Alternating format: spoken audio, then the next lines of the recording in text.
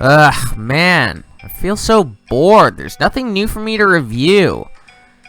Cruella doesn't come out for another 2 weeks, and it's gonna be forever before we get the giant list of summer movies I'm gonna be reviewing.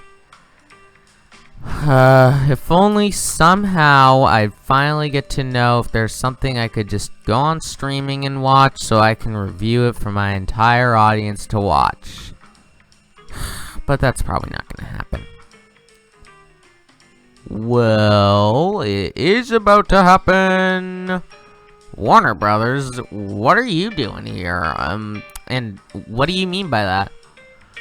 Well, you see, my buddy New Line Cinema and I have made this new movie with Angelina Jolie called Those Who Wish Me Dead, and it's on HBO Max, so maybe you can just go on there and review it for your audience now.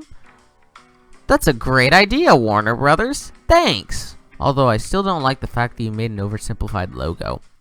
I mean, you're not a browser or anything. Well, hey man, look, if web browsers can make their logos oversimplified, then so can we. Whatever. Hey dogs, this is Isaac here, and welcome back to Isaac Reviews 2021.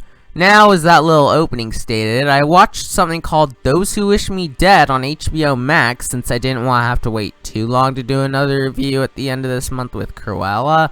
So I watched this movie that Warner Brothers and New Line Cinema released, and now I have something to review for you all. Let's get started. So in this movie, a woman named Hannah, voiced by Angelina Jolie, has to hide out in a guard tower in the woods with a kid named Connor before the forest is set on fire thanks to two killers trying to track Connor down. It's a relatively simple plot on paper, but honestly, the writing is probably one of the movie's weakest parts because I guess I should point this out about the movie. It's boring. It's only about 100 minutes, but there's a lot of useless exposition and scenes that amount to nothing, making a lot of the movie just not feel fun or interesting, and makes its runtime feel a lot longer than it is. It also supplies some very weak acting, where the actors are either trying way too hard or not giving any effort whatsoever.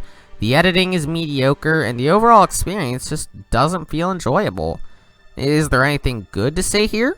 Well, yeah, the cinematography is nice, the plot sounds decent on paper, and above everything, the movie's biggest strength is definitely the character growth between Hannah and Connor, with Hannah having to get over PTSD and Connor having to survive and learn to trust people after his father is assassinated. And the scenes with the two together are definitely much more interesting to watch than the other dialogue throughout the film, supplying much more growth and development. But aside from that, Those Who Wish Me Dead is an unenjoyable bore-fest of a movie with weak acting and even weaker pacing. For my recommendation, this one isn't really worth it, either in theaters or on HBO Max. And for my rating, I'm gonna have to go with a 4 out of 10 for this one. There's worse movies out there, but there's better ones too. Much better ones. Join me next time when we finally review Cruella, which, again, as I mentioned in one of my previous reviews, I'm cautiously optimistic about it. I'm not sure it'll be amazing, but I'm hopeful it can be better than the other Disney remakes. Sorry, something happened with my voice there. And yeah, I'm off script. I'm sorry. Brain's eating Taco Bell again. Stupid brain. Thanks for watching this episode of Isaac Reviews 2021. I know it was short, but there wasn't too much for me to say about this movie because it was just pretty forgettable. Thanks for watching, and I'll see you all next time, and bye.